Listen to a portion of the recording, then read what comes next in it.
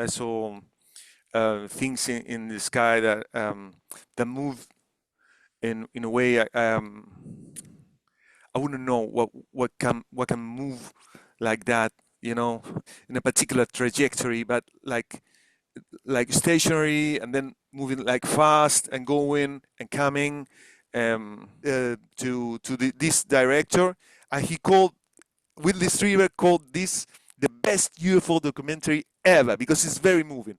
We were talking sort of behind the scenes about a case that happened, I think it was a year ago, is that right? Exactly. It was August the 29th, 2023. But the thing is, like, this week it came out. The following is a conversation with Julian Marti Carnero. Julian is a screenwriter and director for TV and advertising and tech. Julian and I have been talking behind the scenes for some time now, and recently Julian made me aware of the following case of the merchant ship San Matías, where a number of sailors observed balls of light coming from the ocean near their vessel and shooting off in different directions. This was witnessed by people from different ships and reported to authorities. Now, this case resurfaced recently because of recent FOIA returns evidencing the witness testimony. However, whilst we discussed this case, we also discussed a whole lot more: childhood fascination in UFO UAP, profound films on the subject, how we approach the subject with our kids, my mum throwing away the best part of £10,000 worth of collectible basketball cards. I'm not bitter.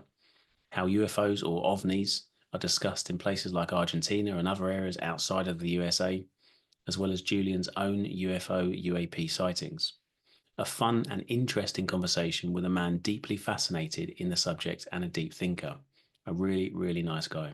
So, the following is a conversation with Julian Marti Carnero.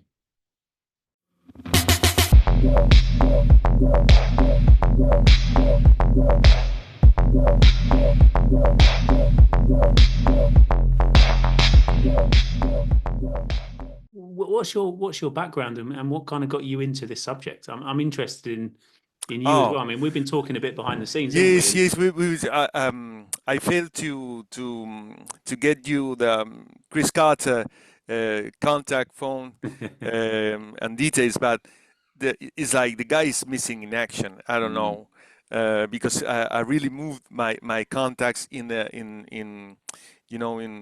in TV and films. My background is in when I moved to Barcelona 5 years ago, and in Argentina and in South America, I used to work mostly as a screenwriter and a director, but mostly for advertising and TV.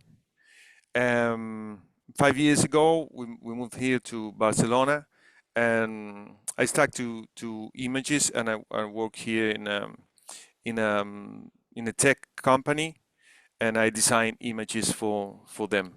Okay. But I think that what got me into the subject was, like, they always say, like, it's a book, or like this.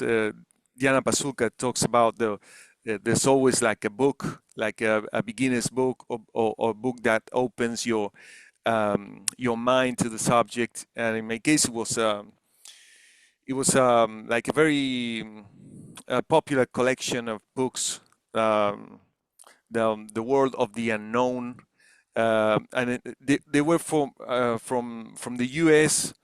Like, it was one of them was ghosts. I don't know if I have one of them here. Like, the other was monsters, and the other was UFOs. In Argentina, it's ovnis in Spanish, and that was the main thing. And also in the 70s and 80s, there was like a couple of guys that were very important for different reasons, mostly in TV, like promoting the subject.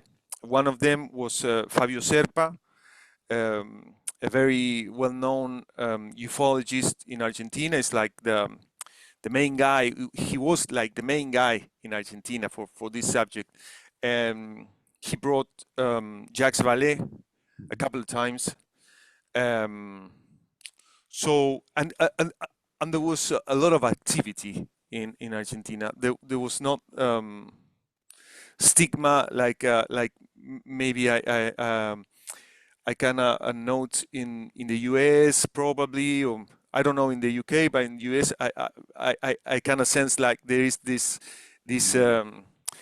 probably because there's a lot of debunkers and they have the story of cover up or whatever. But in Argentina, it was like there are these things in these things in the sky, and it kind of brought a lot of stories too.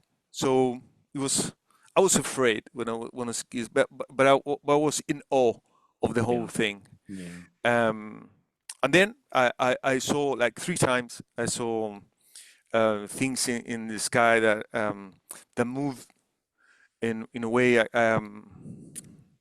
I wouldn't know what can move like that. You know, um, not in a particular trajectory, but like stationary and then moving like fast and going and coming.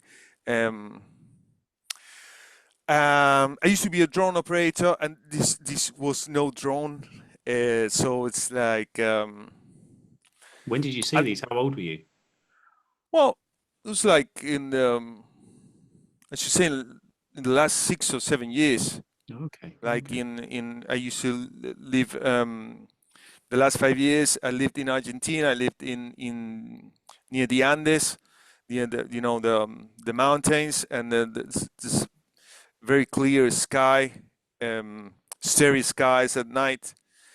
Um, um, like you see a lot of things, I mean, you see things moving, but you kind of get like that's a satellite or that can be, a plane. Um, but there was this time that it was different, Mm. it was different. And then one in Italy, I was with my family. It was like a lot of people were watching the sky because this thing was like different, like a ball of fire, and was moving in and then disappeared and then appeared again. Um, and then here in Barcelona, mm, I live like in front of the Mediterranean Sea at night, and there's a lot of plane activity because Barcelona has a lot of flights coming and going, 24/7. But this thing was moving. It was was blinking in another way, and then was moving. Um, you know, it was very strange, because it's like it appeared, and then like I told you, it was like going away and coming, and doing some kind of movements at 2 a.m., 3 a.m. I don't know, in the pitch black dark sky over the sea. Um, you know, but if I had to tell you the truth, now I remember that like I think that my ontological, um, how you say, like my um, how you say, like my wake up call, or Yeah. Yeah. um, I think it was watching a couple of interviews um, in Lex Friedman's podcast, like um, like 4 years, 3 years, um, probably David Fravor, Ryan Yeah. Graves, those guys, like they know the sky, Yeah. and that Yeah. they're very sure about what what they saw. Yeah. And I think that kind of took the whole thing for me in another direction. Like this is um, this is real for me, but this is real for some guys that they work up there. Mm. They're very Yeah. good at what they do up there. They know the sky. They know, they can distinguish very well. They have the trained eye to distinguish, to differentiate, things flying in the sky, moving in the sky. And these guys are like with all the stigma, and we we can only suppose how hard it can be, or it should have been for them to come out and tell these things, it's and they were, you know and you can see that it's hard for them to start talking, and then they start talking, and they start talking, and in their narration you can you get the sense of the seriousness of the subject. And then, of course, last year, 2023, was very important. David Grush, like Lou Elizondo now, this it's like I always say I have two daughters, and I said one is 5, the other is 9 year old, and I said to her, we're gonna remember this time like when it started to begin. When it started to begin, when it stopped being something ridiculous or funny to become a much more interesting and serious question, because it is a question, and I think that's the most compelling thing about it. It's still a question, but now you can see that it cuts through so many, so history, geopolitics, technology, religion. It cuts through all these things, and it's an equally important question in all of these subjects. Yeah, absolutely. It's such an important, profound, potentially profound change to our reality, isn't it? It's history, it's science, it's biology, it's just every part of, it potentially brings everybody together. It could, the implications. It should. The implications, as you say, the implications, and the ontological shock, as the you can feel how it changes, but when we don't know how big the implications are. You can start to feel it, but it's like the implications are so big that you cannot see the horizon of how this would impact all things human. Absolutely. So it is the time. It is the time. And and this thing that gathers us, tonight, like this. You want to jump into the subject, into the. Well, look, before we do that, I'm interested in knowing, because I've also got a 9-year-old daughter. Oh. I've got 3 kids, 18, 9, and 1. But I'm interested in the 9-year-old, because I don't know if you're aware, but I'm making with help Yes, from I know. some really cool people, some cartoons. What I'm going to do is, do you talk to your daughter, your 9-year-old? Do you talk to her about the subject? Yeah. Yes, there is a book that it was like fundamental for her, that I have here. Like this is like a new.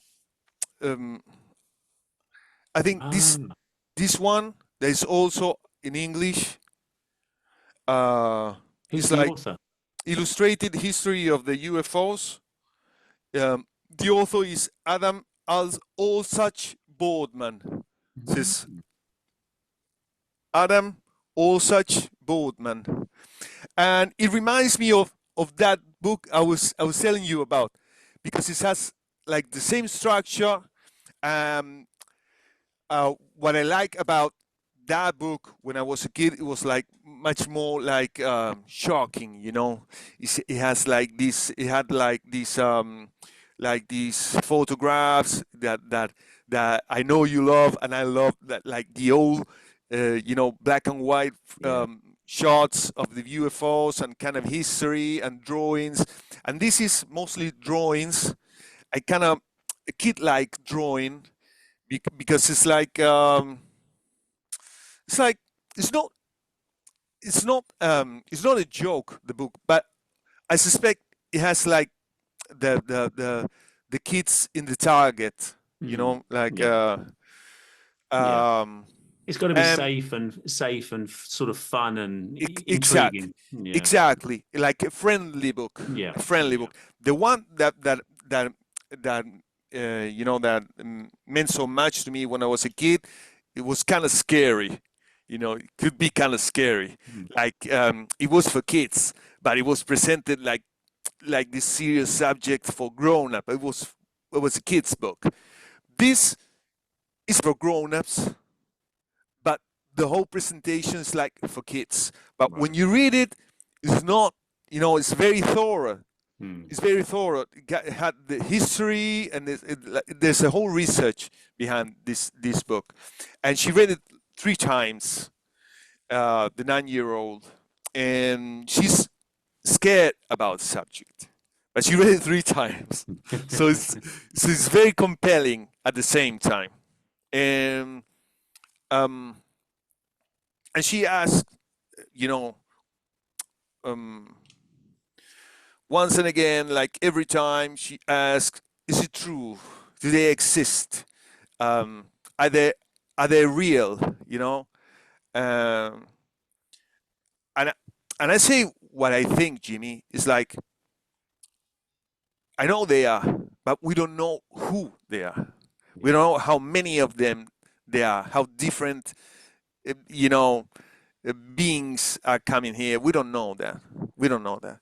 We don't know that yet, but they are up there, you know, like, but I, I don't mean with this, I don't mean to scare her, but I always said to her, keep an open mind about it, you know, like this was something that I was reading John John Mack's Mhm. book, Yeah. um, Abducted, that I highly recommend. It's a very difficult book because you you think you one thinks one knows about abductions, and but it has like a um, very long introduction because it's an investigation, it's a research from a guy that's like the uh, the main you know, this like white collar professor from Harvard, and like the main psychiatrist in this very important hospital, and he has like a very long and explanatory introduction to tell you how he did the research, blah blah blah blah blah blah. So when you start um, reading the cases, and he reminds you like keep an open mind, keep an open mind. When you start reading the cases, um, you know, it's like you try to keep it open because they're so extraordinary, you know. Yeah. It's so strange, so different, so scary, so compelling, so ridicule sometimes, you know. But this guy, you know, and Matt Hopkins, they know a little bit more because they done the job. You know, they interview like John Mack interview like 150 people. You know, and Matt Hopkins like more than 600. So they've listened to this in a time where there was not the internet didn't exist, and you know it was like all these different people that didn't know each other coming with the same structure, with the same, with similar tales, if you will. And so that is what I remind her, like keep an open mind. You know, you don't know. There's the things you don't know.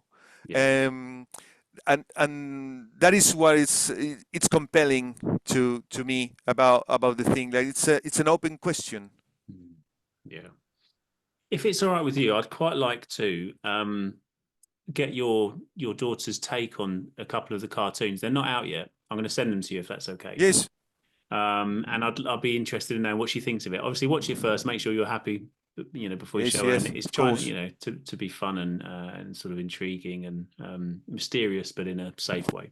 So yeah, I love it. For me, as a child, when I was younger, thinking about this, E.T., the film, some of the, it's just it opens your mind to is this possible? This is amazing. This is a whole different part of the world, of the universe that I didn't think existed. I thought it was just you go to school and you do your homework and you play with your friends at the park. And hang on a minute, there's potentially something up there, or you know, it But just do you have like if you don't mind asking, did you have like this book or this like information that was not no. part of like a movie, but it was like something you said, wait, is this real? Like No, a piece of news or no, for something me like that? it was probably the X Files. So I used to X-Files. collect basketball cards.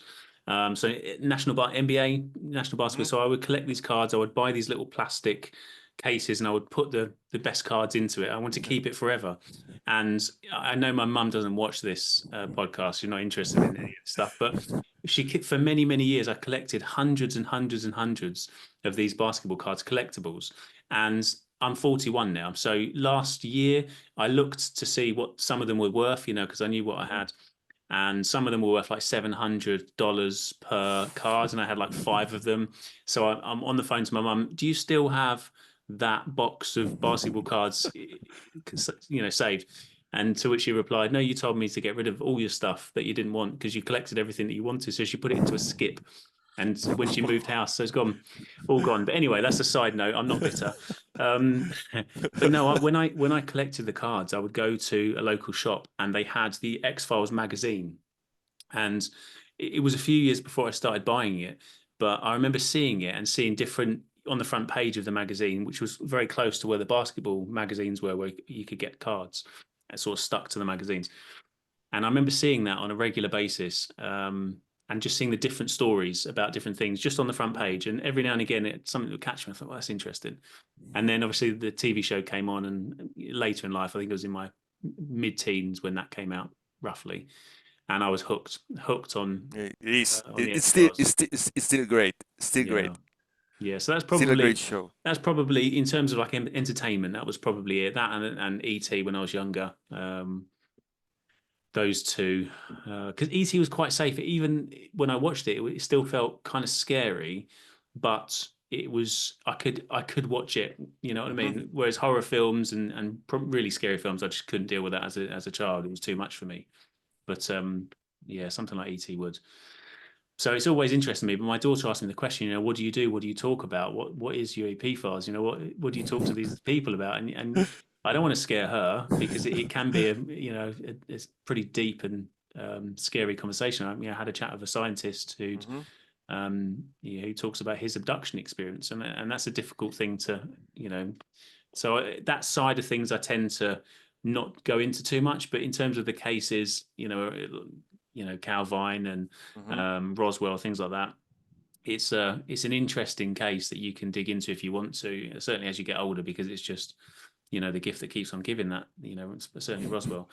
There's just so much and millions of documentaries and films and Yes. documents, and so it's a good one to get into. But it's like a slow introduction to the unknown. Like, don't assume that you know everything. There's stuff out there that you don't understand, and some really Exactly. interesting, exciting things out there. The possibilities and the potentials are incredible. So yeah, sorry, a tangent there, but Hmm. yeah, I'll send that to you anyway. This so just so that people listening understand, we were talking sort of behind the scenes about a case that happened. I think it was a year ago. Is that right? Exactly. It was August the 29th, 2023. But the thing is, like this week it came out because there was a request of public information, Ah, okay, for you. and yes, like a FOIA in Argentina, and Mhm. and that is why the case was brought up to the light this week, because in Argentina there is another organization like the you showed me an organization, an Argentinian organization that's more like an official and it's more, I was telling you, it's more like it's military, but it's mostly debunkers. You know, it's like very few people, and they have this software that they analyze images, and mostly what they do is debunk. There is another organization, like civilian organization, um, closer to what MUFON is in the US, that's called Sephora, and they were the ones who asked for this, because they knew they had like an information about this thing happening, and so they asked for the official documents that are like in parts redacted, and those official documents were brought to light this week about this case in the Patagonian Sea in southern Argentina, that happened, like we were saying, a year ago. These sailors from a merchant ship saw at 4 a.m. they saw these 8 lights come out of the water, and then started moving in you know in strange ways, and most of the lights went off in different directions, and like 2 or 3 were performing like the same movement, like going back and forth and up and down and coming down in the water and coming out of the water, and these movements lasted between half an hour and an hour.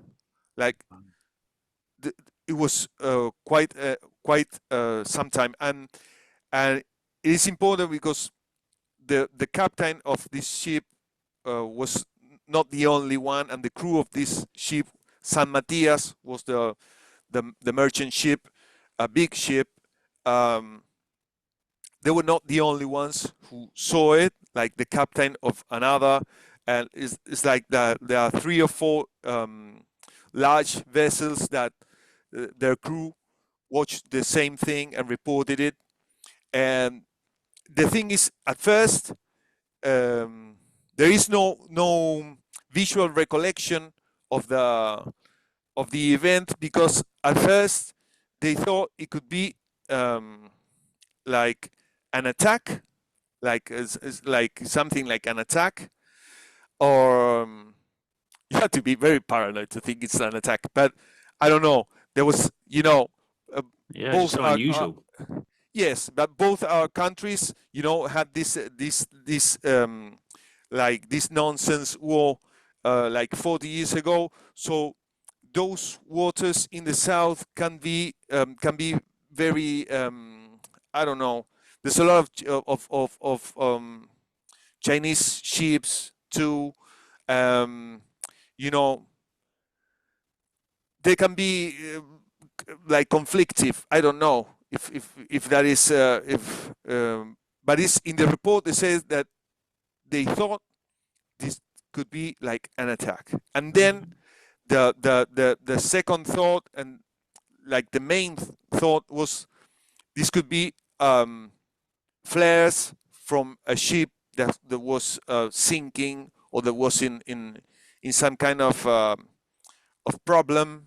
So they called the land, and the radars that that sweep the whole Patagonian Sea um, confirmed that there were no ships in that direction.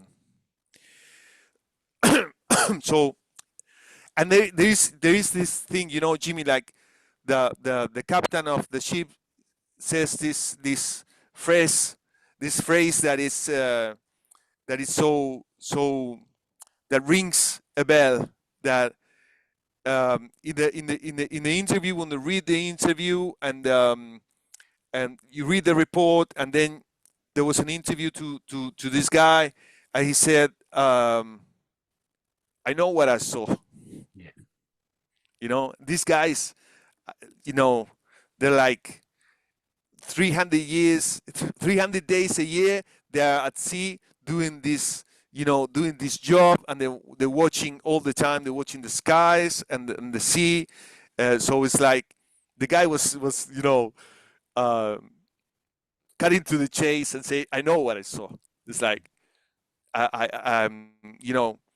they made this report because they know what they saw, like these 8 lights coming out from the water, and moving in different direction, then coming again down, and 2 or 3 of them that kept the thing going for almost an hour. So this is quite an important one, because it comes in a time when we are starting talking about USOs, and and so it's like, this is not this is something that's coming out of the water in a part of the sea, the Patagonian Sea, that is very, there's nothing, in front of that. There's not even Africa at that I don't know how you say height, or at that Yeah. latitude. Mm. Uh, so it's quite Yeah. important. And several people seeing it and corroborating it. It's such a powerful thing, isn't it? Because the only explanation that, I've spoken to skeptics. I spoke to Mick West on the podcast, and his explanation for multiple people citing something is mass hallucination or some kind of mental illness. I don't believe that's a thing. This sort of mass hallucination where you all see the same thing, and people on different ships, in this case, that see the same It thing, is, and describing it the same. exactly. These guys are experienced, because if you're telling that that's the case, when I saw this thing with my family in Italy, and we were like, I don't know, like 50, 60 people, watching the sky. We are tourists, and we don't know the sky is there, and we can be, um, in awe of a light in the sky. We don't know what it is, but these guys, they work the sea, and the sailors work with the sky too. So they know their sky, they Yeah. know their sea, and different ships are reporting the same strange thing at 4 a.m. in the morning, which is like, this is like pitch black. Yeah. And there's nothing conventional that explains that. There is, there's nothing conventional that can go in the water, shoot back up, go back down, play around for X amount of time, nowhere near any kind of land, that can do all kinds of weird trajectories and speed and have no apparent sort of propulsion that's Mhm. obvious and clear, no sound of rotor, no sound of jets. Like, it just doesn't. And then on top of that, There is a multiple radar. credible There is a people. radar that's confirming that there wasn't any ship in that direction. So that is, so you have also, like the technical, um, if you will, like the technical confirmation that there shouldn't have been anything in that part of the ocean. So um, that is um, I know, quite compelling. The a case that has that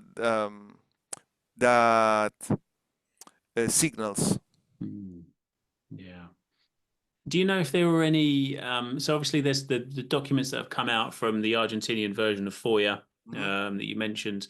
Is that because there was documentation where they reported this having happened? Was it? Do you know if it was investigated? Did that come out in any of the sort of FOIA documents? Was it looked into by whoever's responsible? Well, it was looked, because if it's not if it's an attack, because that's very, that's surreal. Yeah. But if it we had like less than 10 years ago, like a submarine that exploded, and it was like a big thing, you know. So, let's suppose it was a ship that was sinking, and they shot flares, and no one went to the rescue. Well, there is a report that says that someone saw that, you know, Yeah. and if I don't know, but there was no ship. There was no. These things were not moving like flares, and there was no ships sinking. So um, the report, to answer your question, the report has to be made because there has to be um, like you have to um, asentar. You Like a gotta record. have it written Mm. down. You know, the report that this thing happened. Yeah. Uh, if someone says, you know, the our ship sank and no one came to the rescue, or you know, Yeah. whatever. Um, but this was not the case. Mm. Yeah, I was having this conversation with with my friend Tom, who does a lot of the co-hosting with me, and he put a video out, like a documentary about school sightings, and it just struck me that there was so many cases that have just almost forgotten in history, apart from a few kind of researchers every now and Mm. again. Someone like Tom does an exceptional video. People should go watch that. Tom Vernon UAP, for anyone listening. Yes, yes, Well Tom worth Vernon. watching. Yeah, really, really cool. Really great video as well. But just there were so many cases, and I'm looking through it thinking, I didn't know about 90% of these. And some of them are so far back that, in our lifetime, they're going to be hundreds of years old.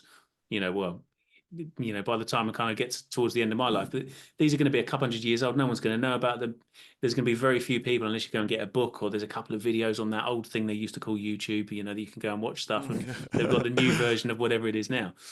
And it's just shocking. And I think it goes to that point that had they not reported it, then it would just be sort of several sailors. What were they, sailors or Yeah, there were sailors, but they were fishermen? in there was like merchant sailors, and Okay. I suppose they have like the thing is like I I don't know it for certain, but I suppose like they have the obligation to go or report or try Yeah. to rescue another ship Yeah. if it's sending flares or whatever, you know. So you have to report it. But Yeah. I know where you're going. Like and mostly in Argentina. Argentina is like almost 11 times bigger than the UK, and it has 20, 20 million people less than the UK. Right. So you have all these open spaces, quiet, you know, little towns, and you don't report.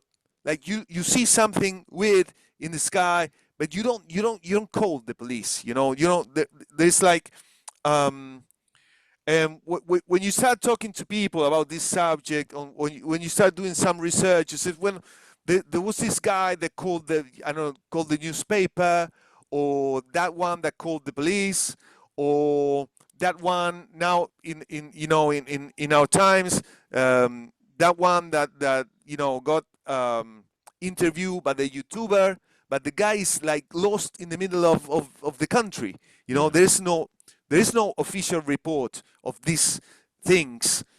This one, it's important because it has a report, because it was like the report was made by the captain of two ships, and it is important because it was like it could have been something else. Yeah. So uh, uh, if it was a ship sinking, well, there is a report, but Yeah. there was no ship sinking. But Mm. that is why we have a report about this. Or like the case in Bariloche, the case of the airplane, like the pilot that in Patagonia too. This guy was flying from Buenos Aires to Bariloche, and the plane, and he got like followed by a UFO, and he could see it, and he was like, the guy was like very very afraid. He had like 200 passengers in in the in in the airplane, and he couldn't say anything, and he was starting to come down to Bariloche Airport, and all the electricity went off from the airport. So this guy was like, when you I'll show you the case later, but when you see the interview with this pilot, the guy is still scared today. Yeah. He Yeah. said, like, he landed the plane and he didn't want to take another plane to go back to Buenos Aires because he was still shocked about um, what he has just seen. For like 30 minutes this object was, you know he could see it from the cockpit. He could see this thing moving around, and changing places. um, and you have like a report for that, because that is a pilot from a commercial airplane, and you have, but that land is so big, and you have like this little town that they all have. It's like, in Argentina you have at least two UFO museums, that, two towns that they are built around this subject, because they've seen so many things, and there is no report, but everyone in town knows what they saw, and they see. I was in Santa Fe once with a friend of mine that, we shared a passion for this subject, and he brought me to this old couple's house near a stream of the river, and these were like very old, very old guy and very old lady, and they were very welcoming, and they showed me where the things go down into the water and come out of the water and fly, like, and they don't report this thing. It's like, and everybody in town knows about this thing. So it's like, it's a wonderful place to do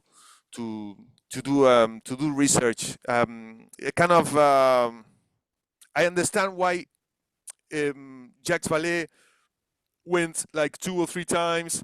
Was He was like doing like these tours, and Lou Elizondo was also in Bariloche.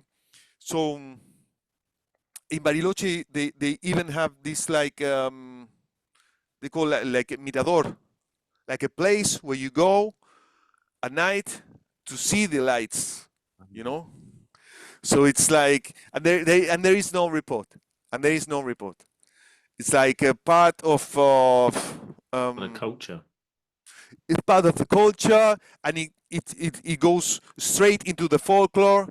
It goes Yeah. straight into the folklore, and it kind of, and when there is a, like, um, natives there, like old tribes, like, they go way back, you know they go way back, and they kind of mix into their own ancient culture and folklore and tradition. Yeah. Yeah. So, kind of, it's like undeniable. That Mm. there is something up there. Yeah. It just came to mind really. I'm thinking, as you're saying that the sort of culture side of it, where they see it so frequently, and it's normal, it's normalized. And I think like here and in America especially, there's this emphasis on, did you get it on camera? Did you get it on camera? And you think, if you see it and if it's part of your culture and everybody sees it, why do you need to get it on camera?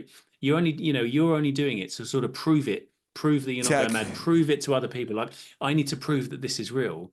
Well, you don't Hmm. need to prove it to some people in some places. You don't need to prove it because, yeah, they believe you. Yeah, I've seen some too. Hmm. You don't need to. And it's not so like extraordinary. You go to a concert and you see this band that you love and they're incredible, and you get your phone out and you film them because you want to share it. Look, look what I went and saw. Look at this band that I absolutely love, and I saw them. If it's somebody that they all see on a daily basis, on a regular basis, you're not going to have that urge to, I need to get this and record it to show everybody else, because it's like, well, they see it all the time as well, and it makes perfect sense.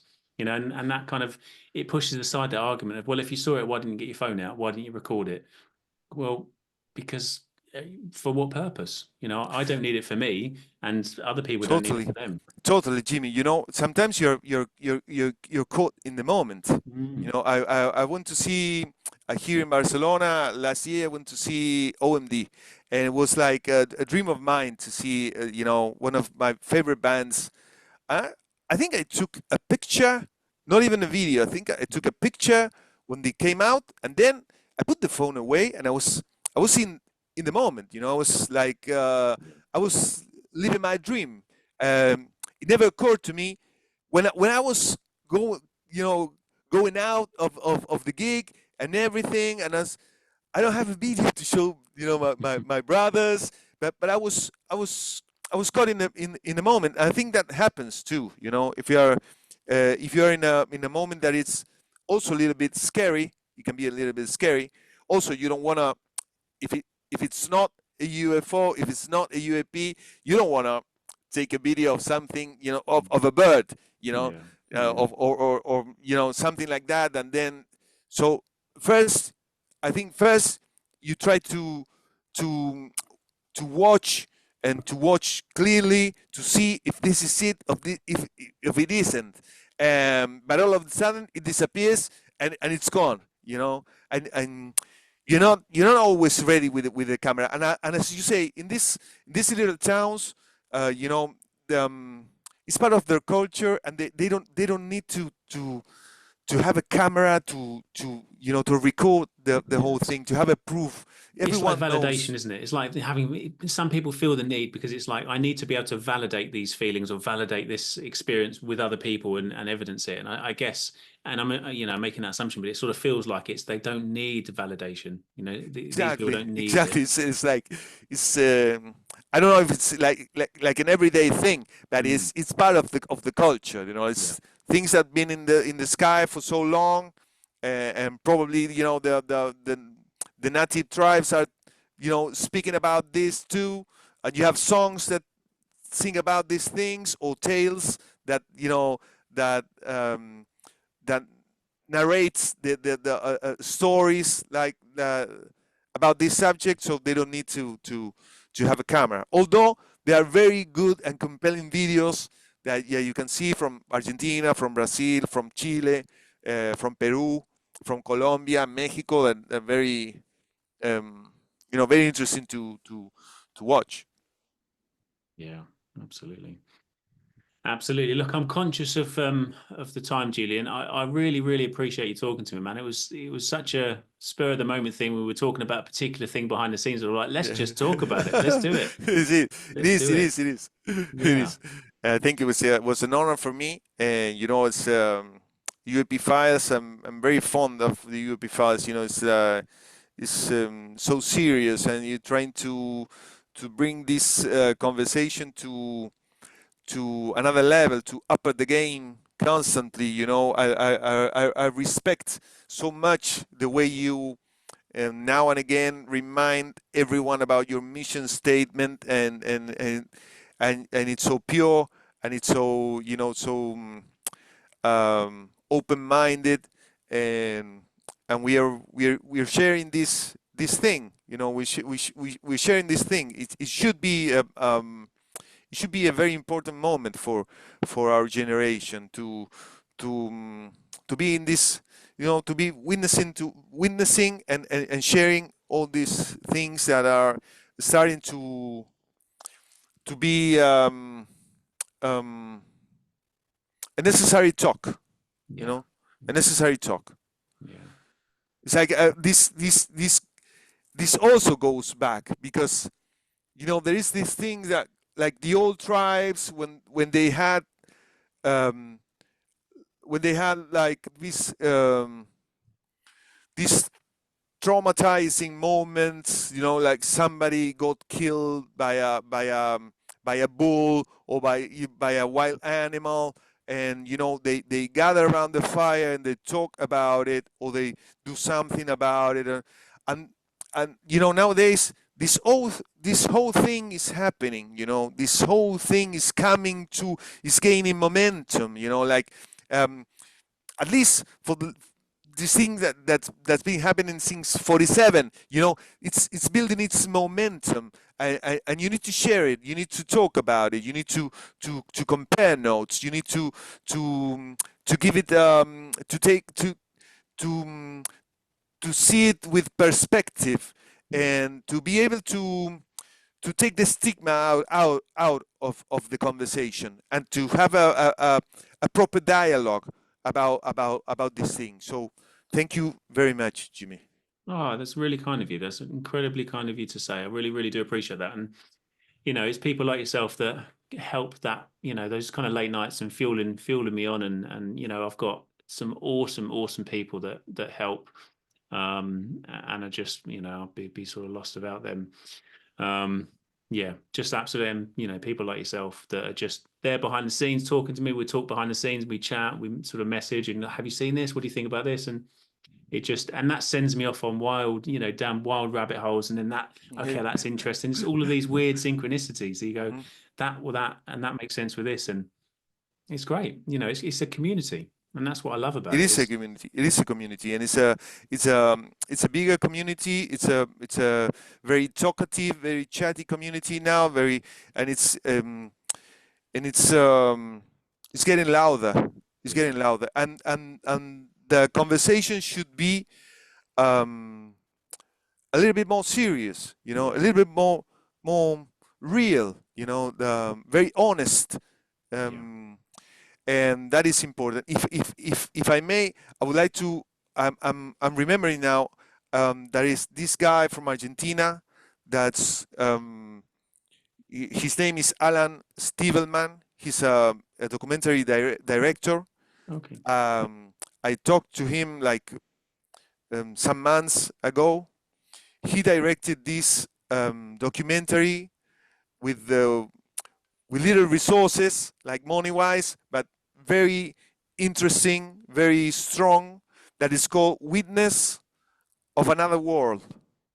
Do you know the? No, I don't. Where would that be found? Is it online or? It's in YouTube. It's in different platforms, but I saw it on YouTube, and then I did a little research. Got in touch with Alan, and also I've listened to an interview that Whitley Strieber did to this director, and Whitley Strieber called this the best, like I don't know, it's like a redemption moment. Oh, okay. But it's from Argentina. It's an Argentinian director, and it gives you. It's a very moving documentary, and it gives you like a little glimpse of the country I'm from. The land I come from, and what the UFO might mean for people in my country. Beautiful. I send you the link because I would like to know your thoughts about this documentary. Awesome. Yeah, man, send it over, and I'll stick it in the description so other people can check it out as well. And maybe contact that that guy. And yes. He's hook us up. It was not easy to contact him because he's not much in social media. Like, he checks one in 4 months, but I go through, and I think you could have a very good conversation with him. Awesome. Yeah, we'll try and do that. Brilliant. And I'll send over those videos, those cartoons. I'm keen to know what your daughter makes of them. Please. Thank you. Awesome. Julian, take care of yourself, man. It's been an absolute pleasure. We'll speak again soon, yeah? Thank you. Thank you, Jimmy. Good night. Good night.